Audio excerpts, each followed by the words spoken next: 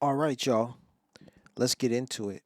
Welcome to another IC 109 podcast. I'm your host, Larry Wiggs. And today is now March 9th, the ninth day of March 2025.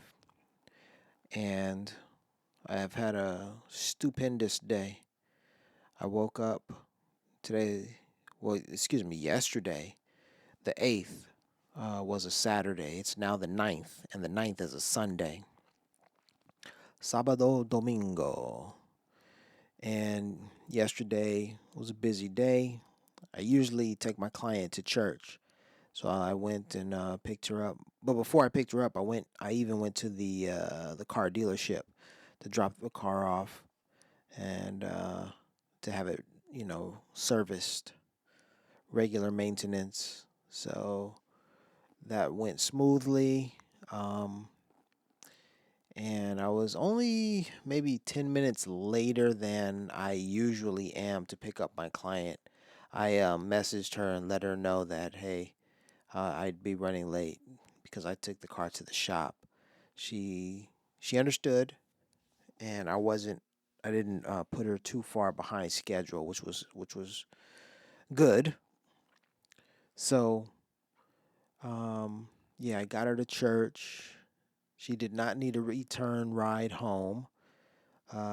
She was staying later for a meeting, and so another church member, took her home, or rather, she told me that someone would take her home. So, anywho, and that's my routine. So, I took her home, and then, I took her to church, and then that was it. That's what I do, right? It's a private little Uber situation, so she gives me a few dollars, and I, skedaddle, you know.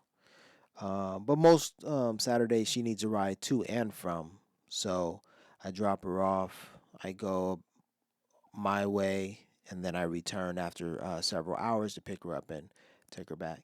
Um, it's fine, you know.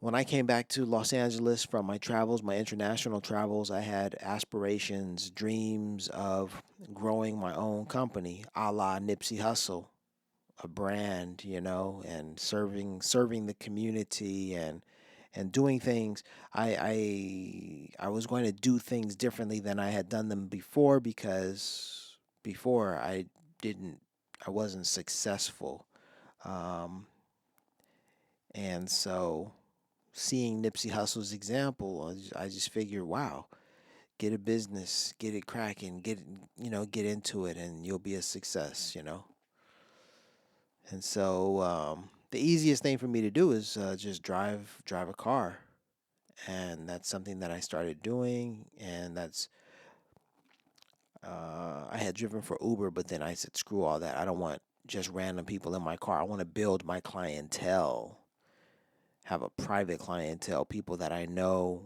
and trust, and people who trust me, and serve them much better than Uber. Uber is pick you up and drop you off and forget about you. But in my case, it would be pick you up, drop you off. If you need to stop anywhere along the way, no problem.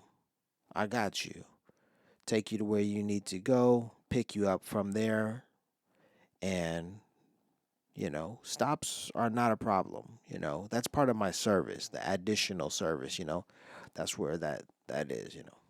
Okay, yeah. So I got my client to church, and then she did not need to ride home. So after that, I was free to just enjoy the rest of the day. So it was about 10 in the morning. I had not eaten breakfast, so I just started moving around the city, driving around. Where did I go? I think 10 a.m. Where the heck did I go? Did I go directly to Culver City and then to the industry cafe? I wonder. Um, Maybe I did. but it was around 11. No, no, no, no, I didn't. Okay, so I went home. I visited my mom and dad. Well, I visited my dad. He was home. My dad and I talked, and so it was pretty interesting. Dad was working, and I told him about the Alice Coltrane exhibit. See, if you're wondering why am I giving you so much detail, it's because all of these details are important. Everything is important. There's nothing that isn't important. Not only are all of these details important, but they are also um, related to the story. Everything is related. Everything is connected. Yeah. So I go back to my mom and dad's place. Dad's there, so dad and I are talking, and then I tell dad about what I did yesterday. All right, so or rather Friday. I tell him what I did on Friday because it's Saturday, right? And now that I'm telling you, you all are listening. This is a Sunday, right?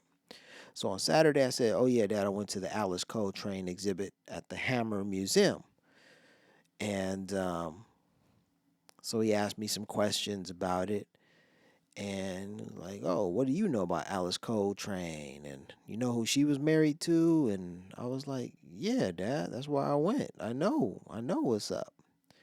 But then Dad wanted to quiz me, and so he said, "Well, who was she married to?" I said, "John Coltrane." And he said, "And what was can you name his a famous song of his?" And I'm like, "Dad, that's an easy question. Everybody knows it. It's so popular that I don't even want to answer it." And he said, "Oh no, you don't want to answer because you don't know." And then this whole game, you know, you know, it spawned the game. So Dad was like wondering, do I actually know the name of the song or not? And so, and my thing was, I was telling Dad, "Hey, I know the song, but it's too easy of a question. Ask me a different question, or let me give you some more details about John Coltrane, rather than just that question, because for me it was just too simple." But we went back and forth, and Dad was like, "I don't think you know the name of the song, son." I said, "Dad, I know it. But let me tell you what more I know." He said, "No, answer the question." Da-da-da. And we're going back and forth, back and forth. So finally, I said, "Yeah, Dad, I do know what the name of the song is. Yada yada yada." And he said, "We'll say it." And even right now, I'm not gonna say it until I say this. Um, I told Dad, I said, "Dad, the reason why I'm not just gonna say the name is because it's so popular, everyone knows it, and also because the name that you're referring to, the name that Dad is referring to, it's actually the name of the album and not the name of the individual songs, because the album is broken into four different songs. So I was I was getting into the minutia, right? And Dad was like, "No, son, what are you talking about? There's one particular song." And I'm like, "No, that's not true." So anyway, to get to the bottom of all of this, the answer to my dad's question is A Love Supreme. And for what I was saying, I did some research. I looked at the track listing, and it said that the songs on the album, well, they include the name A Love Supreme in the title. So there are four songs on the album that are entitled A Love Supreme. But then there's a colon, and then it's part one, part two, part three, and part four. And parts one, two, three, and four have respective names for them. So the album is called A Love Supreme, but then the individual songs also have A Love Supreme in the title, but they also have colon additional names of each track.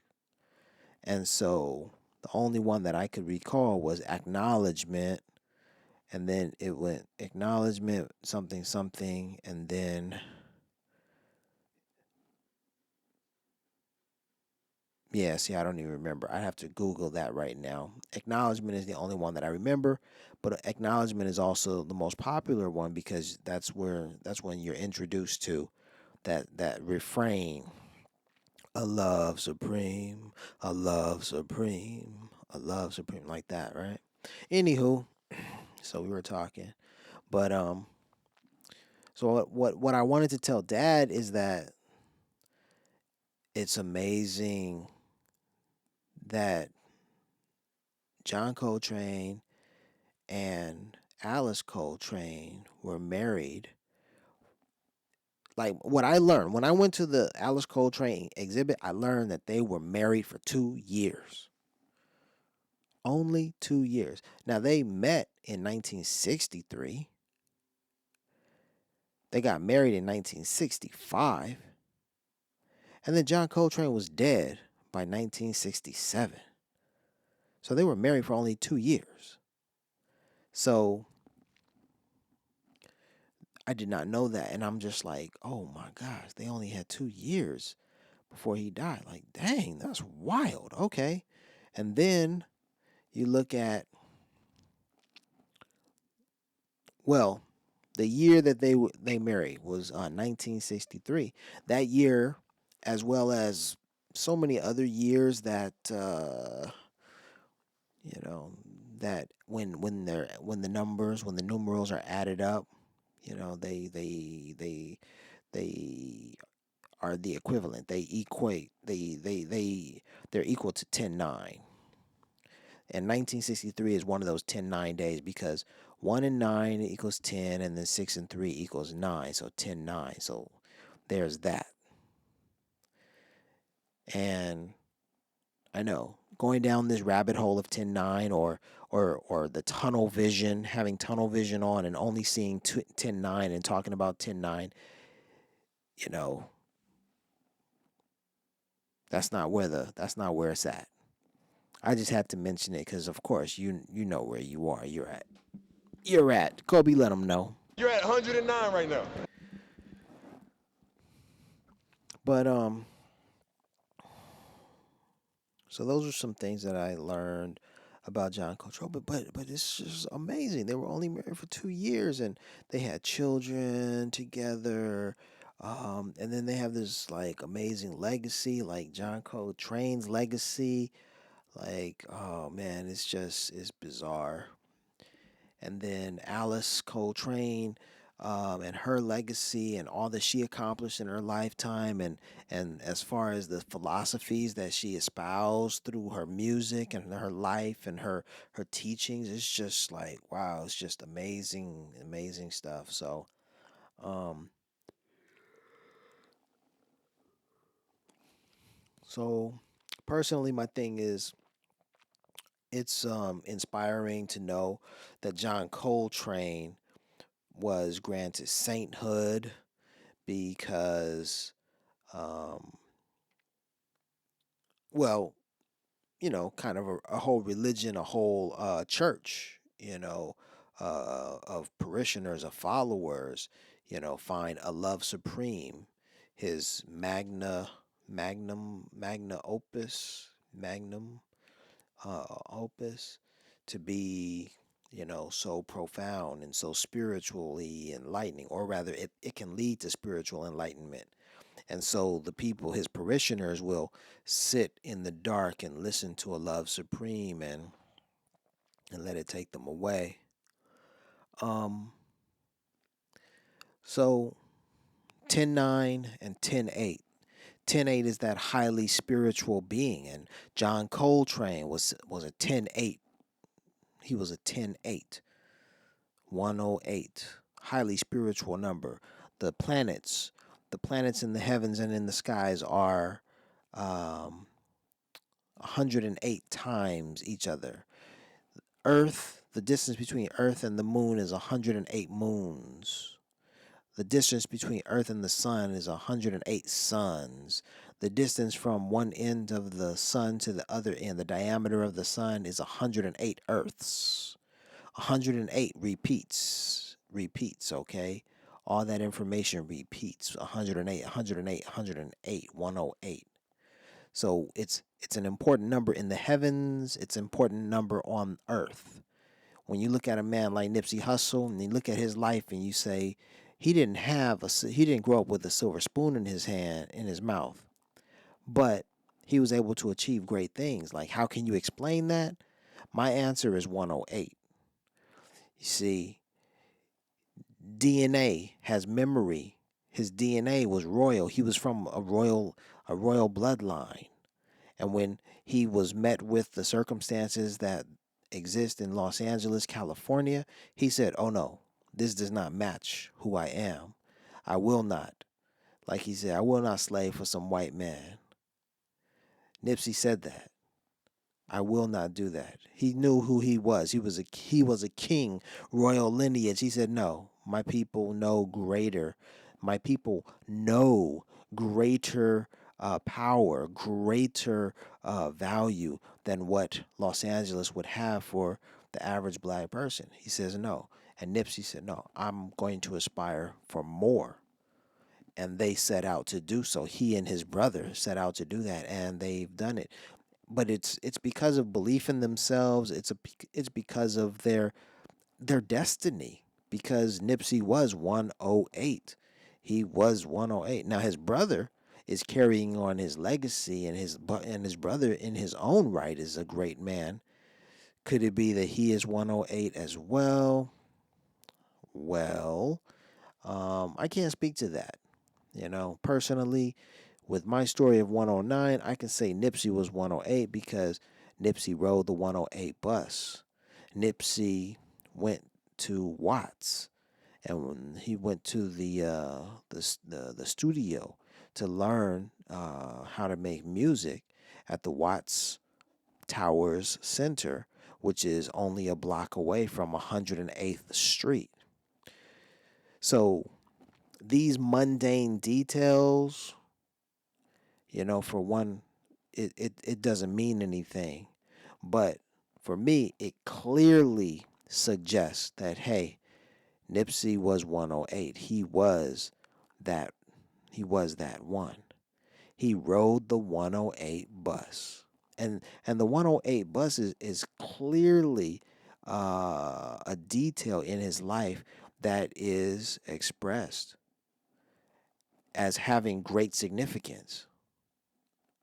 It was when he was riding with the people. He was with the people. That 108 bus took him from one neighborhood to the other. It allowed him to travel, allowed him to see, expand his world. His world was not just limited to the section of Los Angeles where he represented, for his gang. No, he had seen far more than just that. So Nipsey was 108.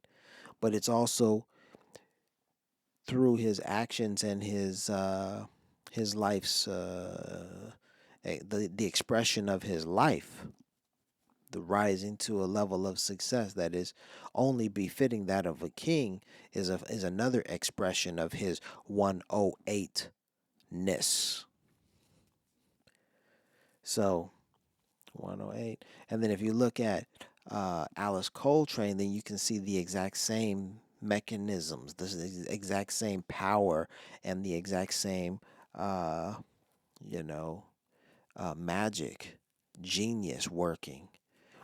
That woman took it, you know, in wow. Look at all the albums she released. Look at how she created a whole following, a group of followers, and she was doing it well.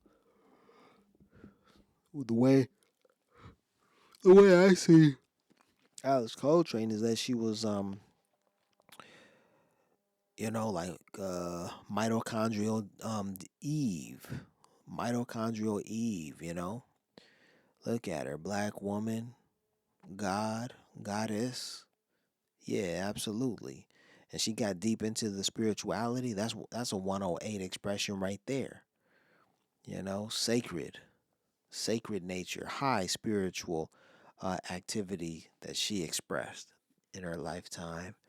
Um, Nipsey, and what was it? I made a mistake, and I wanted to clear it up.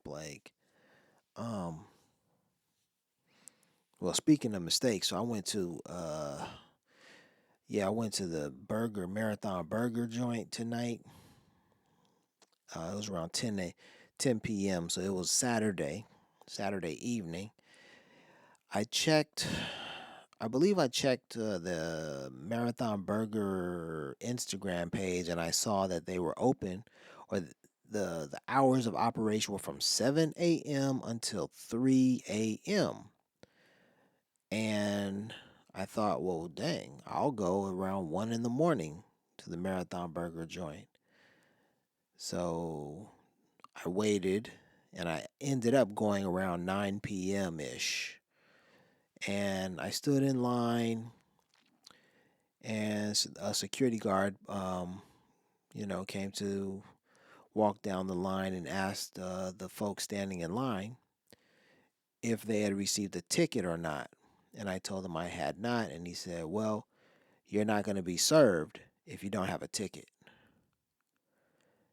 So they were basically closing shop at 10 p.m. Now, although I had seen on their Instagram page that they were open from 7 until 7, I also checked Google on my way to the Marathon Burger joint, and it said that they were only open until 10 p.m. So I was confused. So I tried to call them, and no one answered. And so I was like, "What the hell am I gonna do?" I said, I better just drive on up there and see what's up." So when I pulled up and I saw like 100 people outside, I thought, "Well, dang, um, yeah, I guess it's gonna be open until 3 in the morning." And then I stood in line for a few minutes when the security guard came by and said, "If you don't have a ticket, you're not being served. They close at 10." Now, what happened is um, they do not actually close at 10 p.m. They close the diner, the physical location. So they will no longer serve customers in the restaurant. However, they will continue to prepare food. And so the food will be served until 3 a.m. And for anyone who wants that food, you have to order through DoorDash or Uber or whatever like that. So anyway, but man, let's talk about the genius of Nipsey's brother Black Sam, because he came to play. He came to play the game. Okay, he came to play the game of life, the game of capitalism, the game. All right, because they have a secret sauce at the Marathon Burger joint, a secret sauce. And he said they're using African spices. The sauce is it's a secret sauce, and he's using an African spice. That's pretty much what he said in the interview. And I thought, man, he is prepared for the restaurant business like none other. Like no, or rather like every other business, they have a secret sauce, and they don't share the recipe. Like if he didn't have a secret sauce and he was just serving burgers, it'd be a wrap. But no, he came to play. Marathon Burgers isn't going anywhere. They have a unique taste, unique um, quality, product. Everything about the Marathon brand is just like supreme, superior. So when I heard him say that they had a secret product, a secret sauce, I was like, oh man, he's not playing. He is hardcore. And it's true. So, um, and so Marathon brand it's a lifestyle brand. So we've got our you can wear the clothes, you can eat the food, drink the water, movies. will be released in the future. Then certainly there's music to listen to. It's all inclusive. You got it all. So that's what's going on. And now after I got word that I wasn't being served at the Marathon Burger joint, then I drove away from there and I went on Fairfax and I found Cantor's. And I knew Cantor's is the Jewish deli that's open 24/7, so I just pulled up to eat there. But I had a panic attack when I was in there. So while I was at Cantor's, I was just sitting there minding my business. Now, the first thing that caught me, kind of caught me off guard, or rather, it just put me off because it happens to me each time I go to Cantor's, is this. So I go there alone and they seat me at these booths where the booths are designed for, basically two people for a couple. And I'm always like, well, dang, I want to sit where the people are, where more people are. But they're like, nah, you're alone, so you sit over here. So I was already feeling some kind of way. Well, I felt some kind of way every time they every time I went to Cantor. Excuse me. Every time I went to Cantor's and every time they put me in those little booths, I felt some type of way. And tonight was no different. They put me over in that little booth and I could see all the other people with, friends talking and whatever.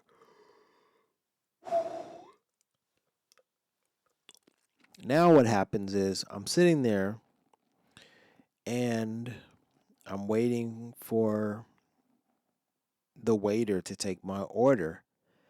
And I think the waiter comes by and he drops some pickles off. He's like, "Would you like some pickles?" And he just slides them on my table. And I'm like, "Yeah, okay."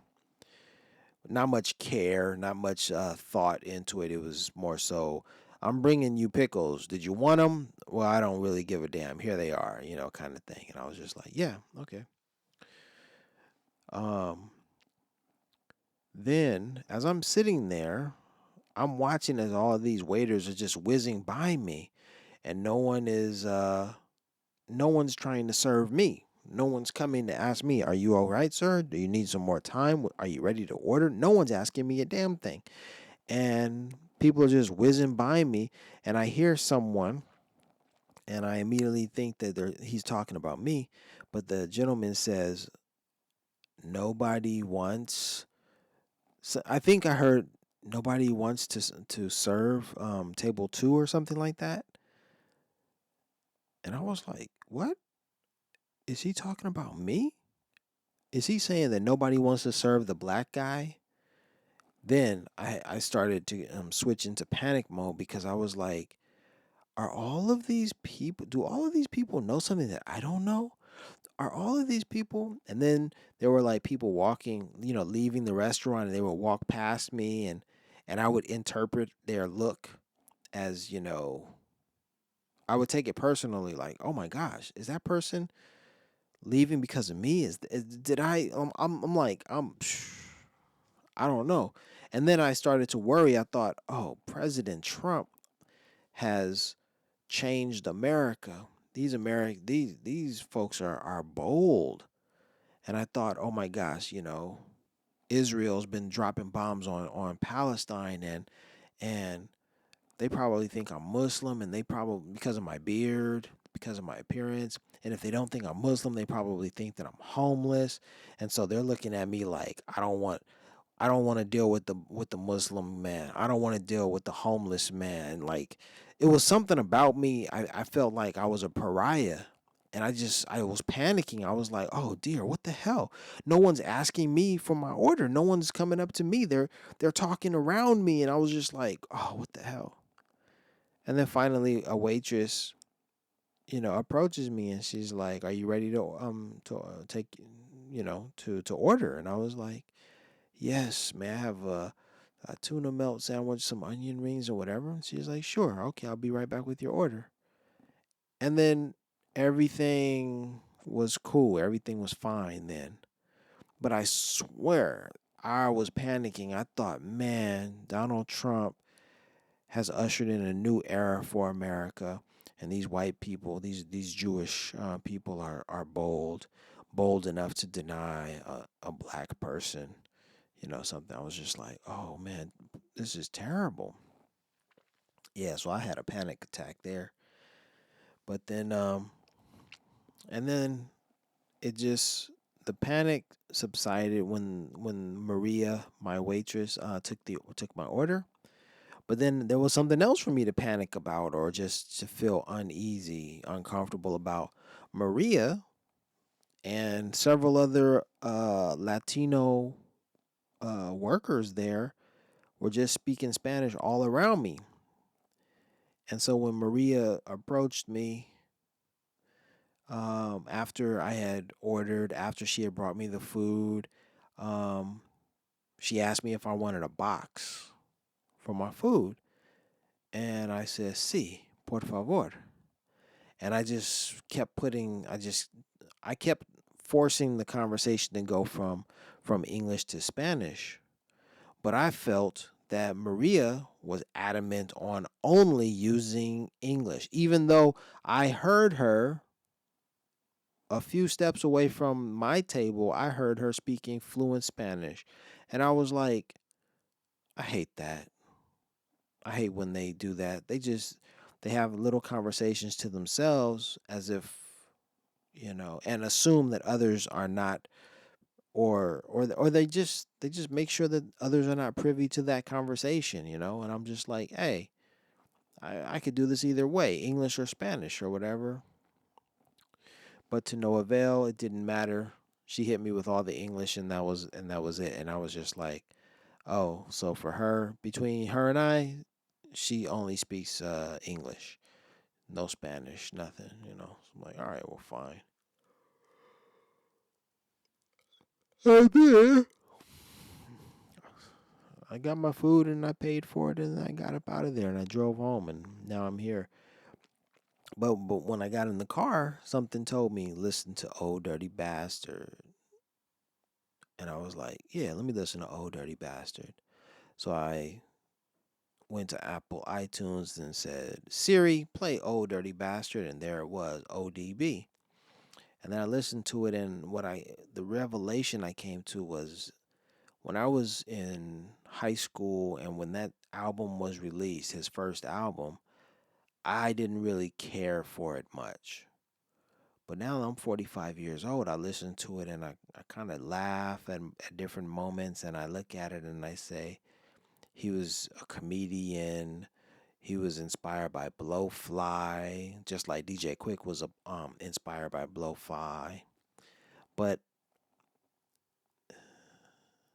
it's an interesting work of art, his album.